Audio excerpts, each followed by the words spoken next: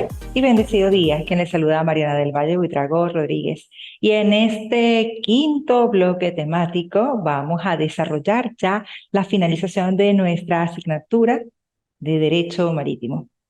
Y para esto les invito a que me acompañen en el desarrollo de la temática jurisdicción marítima. Al efecto, el día de hoy nosotros vamos a hacer referencia dentro de nuestro contenido a las nociones generales del procedimiento marítimo, específicamente los principios generales del procedimiento marítimo que rige dentro de Venezuela, y de la misma manera vamos a hacer lo propio, haciendo algunas consideraciones o reflexiones sobre la jurisdicción administrativa marítima en el Ecuador. Y sin más preámbulos, vamos a iniciar el desarrollo de este contenido programático. Al respecto, debemos señalar que, básicamente, en el derecho marítimo es evidente que van a generarse una serie de relaciones que pueden establecerse y que van a tener algunas consecuencias que pueden generar algunas situaciones que no son solventables, sino a través de la intervención de la mano de la jurisdicción o del procedimiento jurisdiccional. ¿Por qué? Bueno, porque en esas travesías se pueden dar situaciones en las que las embarcaciones pueden generar daños a terceros, como bien lo veíamos en las unidades temáticas pasadas, o pueden generar daños al ecosistema. Entonces, para tratar de dilucidar o para establecer quién realmente tiene la razón, es necesario la intervención del procedimiento jurisdiccional.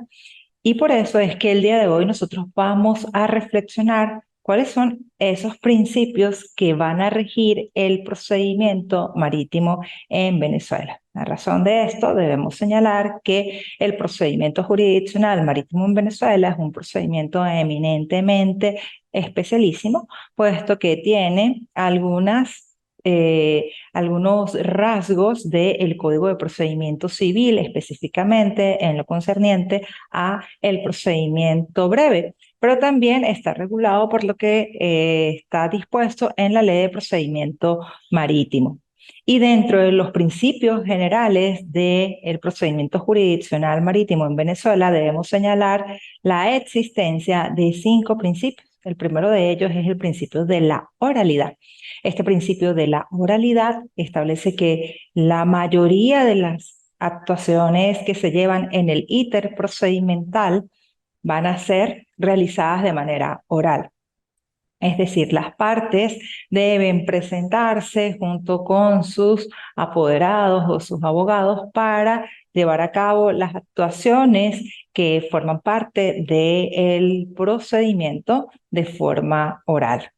Luego tenemos dentro del procedimiento el principio de la concentración, y este principio establece básicamente que la mayoría de las actuaciones que se llevan a cabo en el íter procedimental se van a hacer específicamente en una sola oportunidad.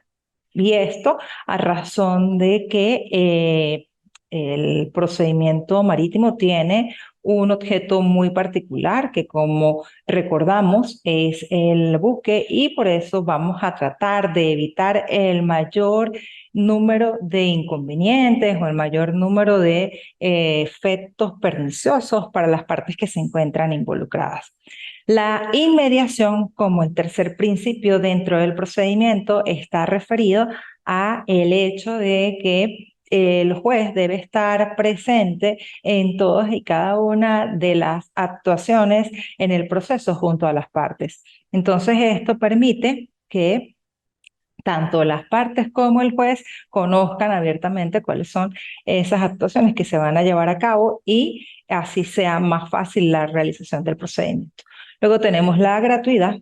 Recordemos que en el caso de Venezuela, la justicia es gratuita, y por eso que todas las actuaciones en todos los grados de jurisdicción van a ser totalmente gratuitas. Y la publicidad, porque efectivamente todos los actos o las actuaciones que se lleven a cabo dentro del ITER procedimental van a poder ser conocidos por terceros. Tan es así que hasta la sentencia que emite el juez en el caso venezolano dirimiendo un conflicto entre partes, va a ser publicada para el conocimiento no solamente de las partes, sino también en conocimiento de los terceros. Habiendo entonces hecho esa reflexión de los principios que sostienen el procedimiento jurisdiccional marítimo en Venezuela, es menester hacer algunas consideraciones sobre el procedimiento ordinario marítimo venezolano. Y como les señalé al inicio, este es un procedimiento que tiene una fusión de leyes, es decir, que está regulado tanto por la ley especial, que es la ley de procedimiento marítimo, pero también que comprende algunos visos y algunas instituciones propias del Código de Procedimiento Civil en el procedimiento breve, es decir, en el juicio oral. Pero como a nosotros no nos compete específicamente el área del procedimiento como tal, vamos simplemente a señalar en este momento algunas de las características o particularidades del procedimiento ordinario marítimo en Venezuela. Lo primero que debemos señalar es que este procedimiento es un procedimiento que va a tener la presencia de un juez, a diferencia del procedimiento en el Ecuador, que puede permitir la presencia de los capitanes de buque, quienes van a dirimir esas diferencias, esos conflictos que se pueden presentar. En el caso de Venezuela debemos señalar que como procedimiento ordinario debe existir la presencia de este juez, quien va a ser el director del proceso y en todo caso va a establecer quién tiene la razón y quién no a través de una serie de actos que son consecutivos y consecuenciales. Iniciando con la demanda. Recordemos que para poder enervar un derecho, la persona que se cree con ese derecho debe demandar y lo va a hacer a través de un escrito que debe presentar y el escrito debe contener todos y cada uno de los requisitos dispuestos en el artículo 340 del Código de Procedimiento Civil. Este artículo dispone la identificación del tribunal, la identificación del demandante y del demandado, específicamente el fundamento de derecho, los hechos que se están, que se están debatiendo y, por si fuera poco, debe tener el petitorio, además del domicilio y otras particularidades que están dispuestas en el artículo 340. Una de las cosas que nos llama la atención dentro del procedimiento marítimo venezolano es que el demandante puede presentar esa demanda, es decir, ese escrito de libelo, sin haber presentado poder por el abogado. Y esto es por la rapidez del procedimiento, porque nosotros no podemos esperar que una nave, que un buque esté sin movimiento o sin actividad por N cantidad de días. Ni tampoco podemos esperar a que se pueda emitir un poder para un determinado abogado, porque pudiese ocurrir que en todo caso, mientras se está gestionando ese poder para el abogado, el barco o la nave puede zarpar de ese puerto en el que esté anclado. Y esto puede ser pernicioso para los efectos de la demanda. Entonces, en el procedimiento marítimo venezolano se permisa en todo caso que se puede presentar el libelo sin el poder de el demandante a su abogado que lo va a representar. Pero es importante que esta persona del demandante deberá entregar y emitir y consignar dentro del procedimiento el poder que permite evidenciar que determinado abogado va a fungir como su poder dante. Y para eso va a tener 10 días siguientes al momento de la presentación del libelo de la demanda.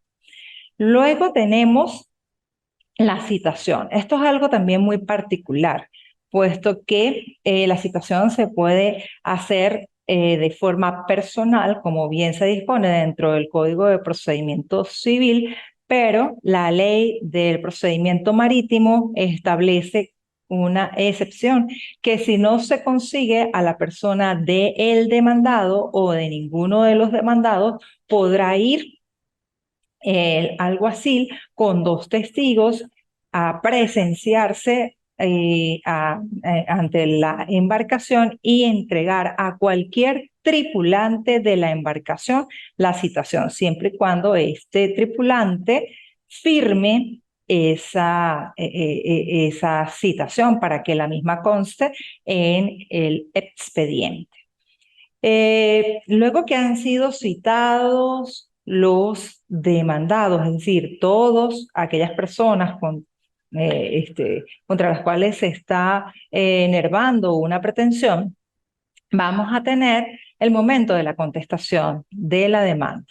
En esa contestación de la demanda van a pasar 20 días y la parte del demandado podrá en todo caso dar contestación al fondo de la demanda o podrá enervar cuestiones previas y allí indicará si son cuestiones previas de forma o si son cuestiones previas de fondo.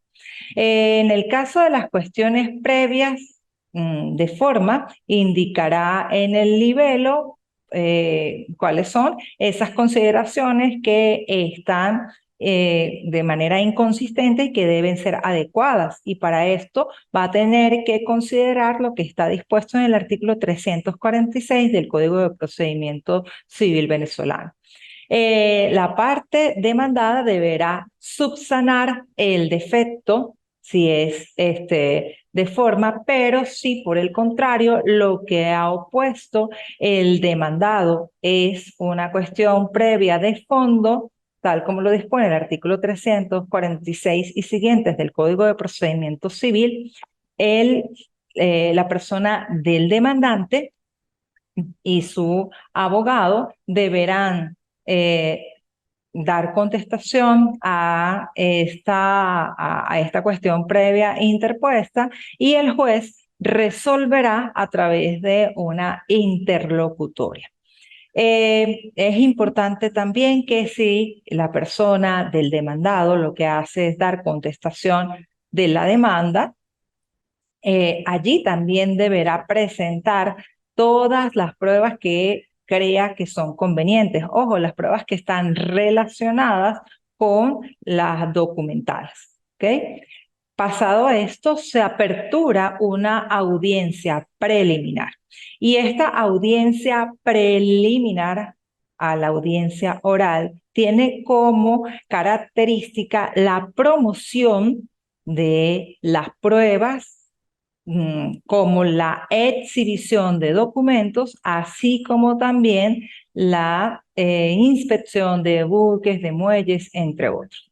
Entonces, aquí tanto demandante como demandado deben solicitarle al juez para que éste intime a las partes a que sean promovidas y evacuadas esas pruebas. Y para ello tendrá en primer momento 5 días las partes para la promoción de las pruebas y de allí el juez establecerá si existe alguna oposición a la prueba. Es decir, el juez deberá resolver si el demandado está oponiéndose dentro de esa audiencia preliminar, es decir, dentro de esos 5 días que posee, a esa prueba que ha presentado el demandante o si esto ocurre a la inversa, bien porque la prueba sea ilegal, sea ilegítima o porque no esté en consonancia con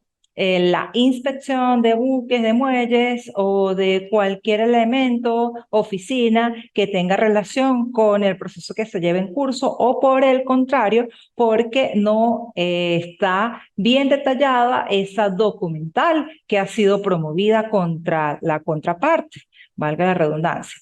Entonces, el juez va a solventar o resolver esa oposición que haga alguna de las partes dentro de los 3 días siguientes a haberse hecho la oposición. Luego de ello, se tienen 10 días para que se pueda hacer esa exhibición o inspección, y si es un tiempo demasiado corto, el juez puede alargar el mismo. Luego de haber hecho la exhibición y la inspección del buque y la exhibición, valga la pena señalar, de esos documentos que van a formar parte del procedimiento, viene la fase de la audiencia oral. Y en la fase de la audiencia oral es importante reconocer el efecto de la no comparecencia por parte del demandante. Significa que si éste no llega bien acompañado de su abogado con poder, o si tampoco se presenta, o esa persona se entiende que ha desistido del procedimiento. En esta audiencia oral, el juez simplemente va a escuchar la exposición oral que tienen las partes, es decir, el demandante y el demandado, y también va a recepcionar las pruebas que fueron promovidas y evacuadas en la audiencia preliminar.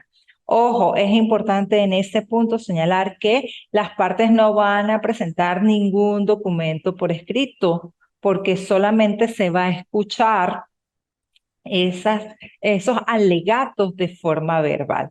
Y el juez, en esta audiencia oral, luego de haber escuchado esa exposición oral de las partes y haber recibido las pruebas, tendrá 30 minutos para poder decidir.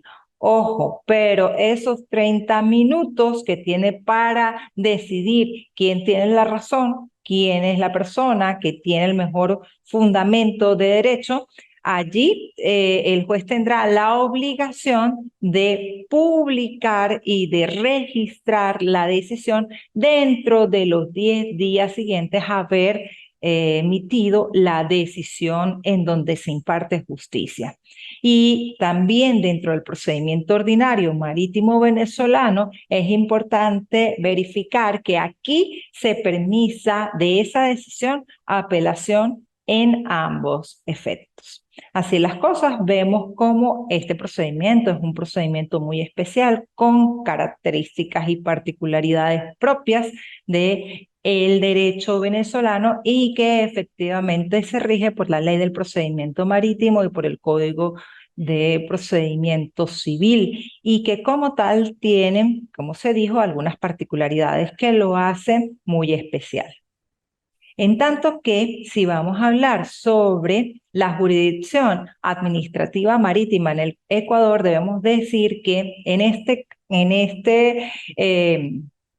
esta jurisdicción solo se permite que exista la figura del capitán de puerto, el jurado de capitanes, pero aquí no va a intervenir la mano del juez. Aquí simplemente quienes van a dirimir esas diferencias, esos conflictos de intereses, son los representantes de los puertos y los jurados de capitán, y en el caso de la apelación, el representante que a su vez designe el DIRNEA, es decir, la Dirección Nacional de Espacios Acuáticos en el Ecuador.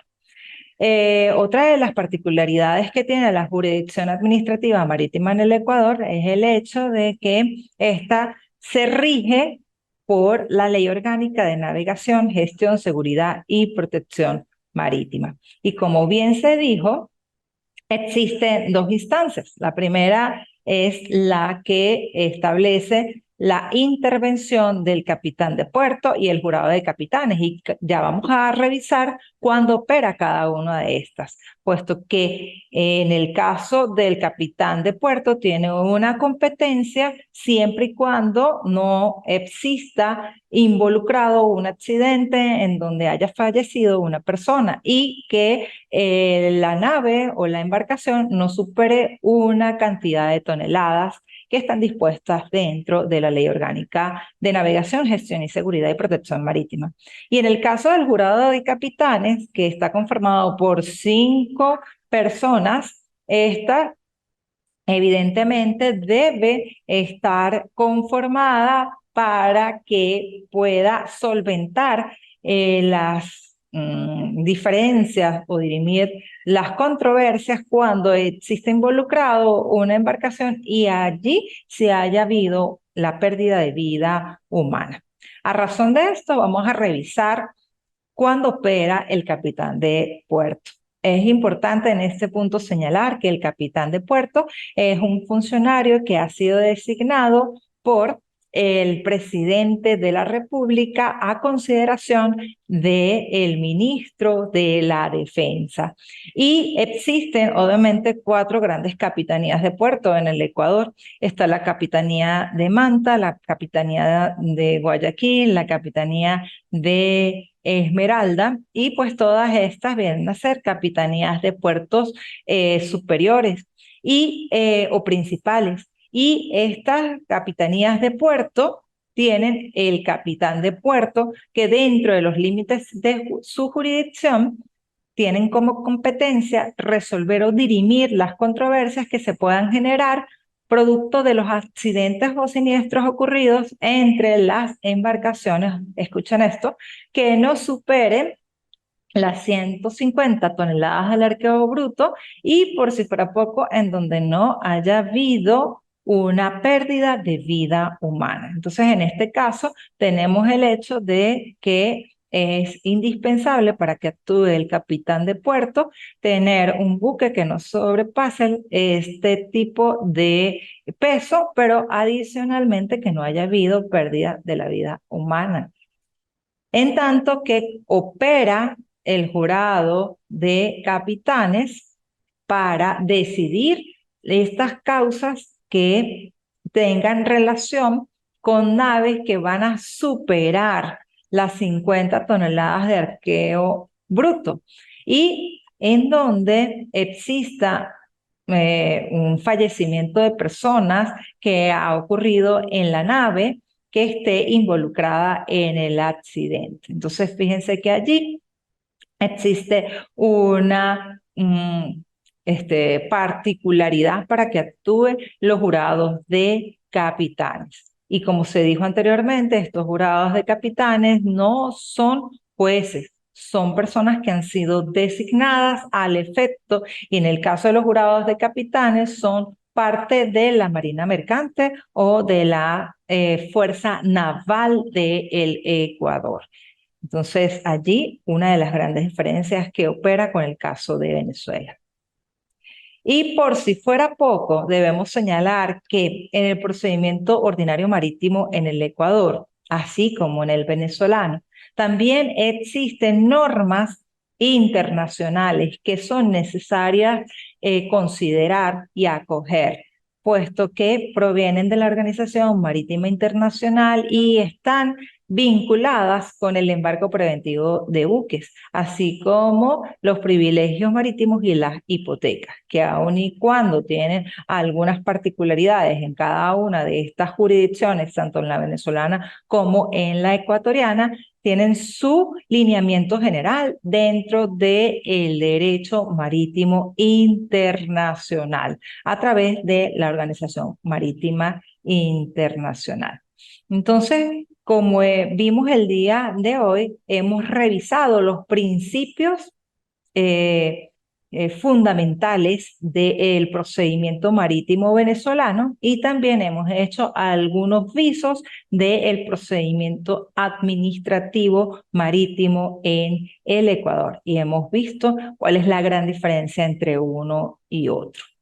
Así las cosas, Aquí tenemos las lecturas recomendadas para esta unidad temática y habiendo entonces concluido con el desarrollo de esta unidad temática número 5, que compone parte de nuestra asignatura de Derecho Marítimo, vamos a hacer una retroalimentación de nuestra asignatura. A razón de esto, nosotros iniciamos nuestra asignatura dando una pequeña introducción al derecho marítimo. Allí hicimos la reflexión de lo que se entiende por derecho marítimo y la importancia que tiene el derecho marítimo para cada uno de los países, abordando también algunos aspectos del derecho marítimo con otras ramas del derecho y finalizamos en esta unidad temática número 1 con la reflexión de las autoridades marítimas, tanto en el Ecuador como en Venezuela, haciendo la similitud de cada una de ellas para establecer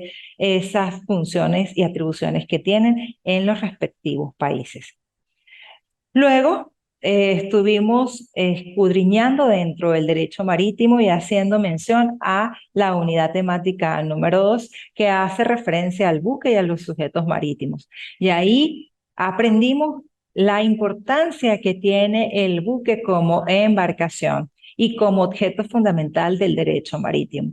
También conocimos que el buque tiene una significación por la especial naturaleza jurídica que posee. Y vimos algunas particularidades del buque. Así hicimos algunas clasificaciones de los buques, tanto en el derecho marítimo venezolano como en el derecho marítimo ecuatoriano.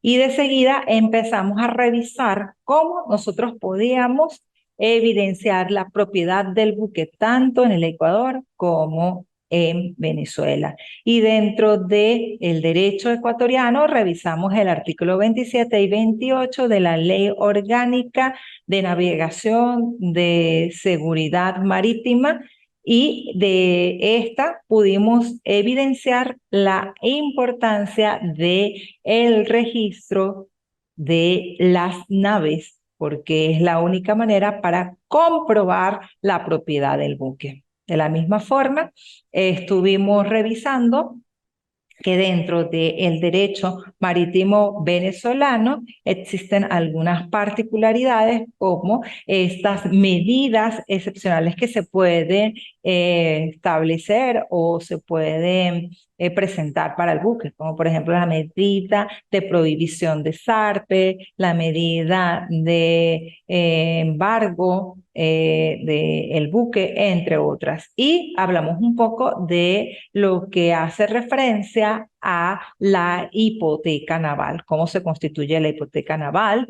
y de la misma manera estuvimos revisando cuáles son esos sujetos marítimos, tanto en Venezuela como en la legislación ecuatoriana, señalando que es importante conocer la figura del propietario, quién es esta persona que ha acudido a el registro naval para poder inscribir la nave dentro de ese registro y poder comprobar la propiedad de ese buque. Y esto ocurre tanto en Venezuela como en el Ecuador. De la misma forma, estuvimos revisando la figura del armador. ¿Quién es esa persona que tiene sobre sus hombros la tarea de llevar a cabo una serie de actuaciones que están ligadas con la gestión comercial y con la gestión marítima del buque, proveyendo todo lo necesario para que el buque esté acondicionado y pueda llevar a cabo o bien los contratos de transporte, de fletamento o estos contratos que de alguna u otra manera involucran la nave como parte fundamental. Hablamos también del capitán, quien es la máxima autoridad del buque que va a representar o bien al armador o bien al propietario y que tiene a su cargo una serie de responsabilidades. Veíamos estas responsabilidades de pago, veíamos las responsabilidades que de alguna u otra manera surgen en virtud de esa travesía que va a realizar el buque. Hablamos también de la gente de mar y las asociamos a lo que se considera como la tripulación. Dijimos que es tan importante que la tripulación se forme gracias a que con esa formación o profesionalización, como lo exige la Organización Marítima Internacional, puede responder a todas esas eventualidades que se pueden presentar en la travesía. Y por eso la importancia de que la persona que actúe como tripulación en una nave sea formada, porque no es lo mismo trabajar en tierra que trabajar horas en el mar. El régimen es totalmente diferente, el descanso también, la relación laboral tiene una duración muy superior a la que se hace en el caso de la relación laboral que se lleva a cabo en tierra firme. Entonces, allí veíamos algunas reflexiones sobre esto. Y también hablamos del agente naviero o de las navieras que tienen por finalidad pues dar esa asistencia a el armador, al propietario para poder ingresar mercancía, para poder registrar la mercancía, para poder hacer ese pago de aranceles o de, sí, de aranceles o de tasas aduaneras, ingresar la mercancía de manera legal a un puerto. De la misma forma, hicimos algunas consideraciones sobre la persona de los agentes lancheros y dijimos que estos iban a coadyuvar a que el barco no quedara varado en una travesía. De la misma manera, ingresamos al estudio de la unidad temática número 3 y allí revisamos los contratos en donde se utiliza el buque y veíamos de primera mano el contrato de fletamento, tanto a casco desnudo, también hablábamos del fletamento a tiempo, del fletamento por viaje y lo diferenciábamos del contrato de transporte tanto de personas como de mercancía. Y dentro de este contrato de mercancía estábamos señalando la importancia que tenía la carta de porte, también llamada el Bill of Lading, porque esta viene a ser el documento fundamental que permite evidenciar la propiedad de una determinada mercancía, señalando quién es el dueño, quién la recibió, cuánto es el peso, quién la va a recibir.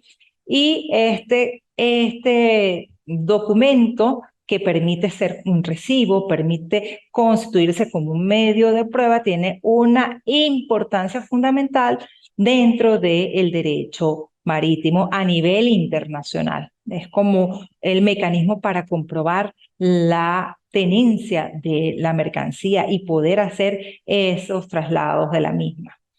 Y luego veíamos los riesgos marítimos a los cuales se pueden enfrentar estas travesías.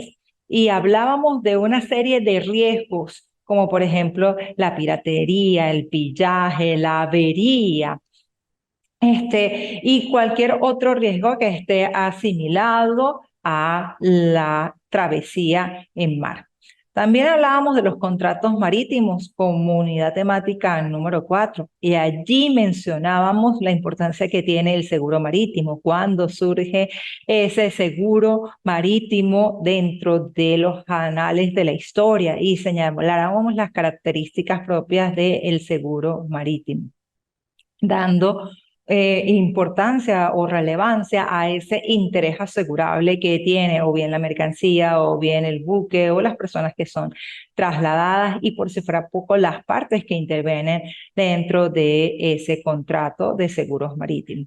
Para finalmente el día de hoy culminar nuestra asignatura haciendo referencia a el procedimiento marítimo, haciendo las reflexiones de la jurisdicción ordinaria que viene a vincular al derecho venezolano, señalando las particularidades y algunos visos de este procedimiento especial que va a estar regulado tanto por la ley eh, este, especial y también por el Código de Procedimiento Civil. Y de la misma manera hicimos lo propio con la jurisdicción administrativa marítima en el Ecuador, indicando quiénes son las personas que pueden actuar dentro de este procedimiento y la diferenciación del procedimiento existente en el Ecuador con el procedimiento venezolano. Les recuerdo, mis queridos estudiantes y participantes de esta asignatura de Derecho Marítimo, que todavía tenemos pendiente la actividad del módulo número 1. Estamos todavía en el tiempo de presentarla. Recuerden que esta actividad está dispuesta en los recursos de las asignaciones de la unidad temática número 1. Allí ustedes lo que tienen que realizar es un mapa mental que está relacionado efectivamente con la institución del registro de las naves, es decir, el registro del buque, específicamente en concordancia con la legislación ecuatoriana. Si usted revisa el recurso, allí están los artículos que debe considerar para la construcción de su mapa mental. Y les invito a que la presenten, porque todavía estamos a tiempo de hacerlo. Ya recibí de ustedes el desarrollo de la asignación número 2, que estaba referida a la carta de porte o esa carta de embarque, que como les dije viene a ser ese documento fundamental que permite en todo caso demostrar la tenencia o la posesión de una mercancía y retirarla en un determinado puerto.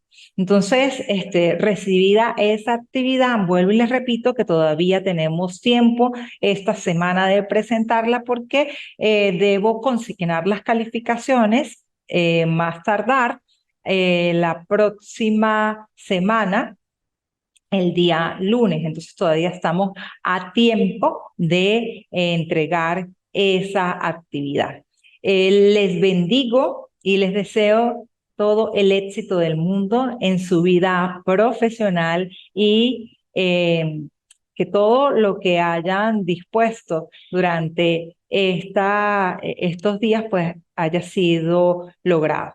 Que tengan feliz y bendecido día y cualquier duda, cualquier pregunta pueden comunicarse con esta facilitadora a través de los mecanismos que ha dispuesto nuestra institución para poder conversar y poder solventar las mismas.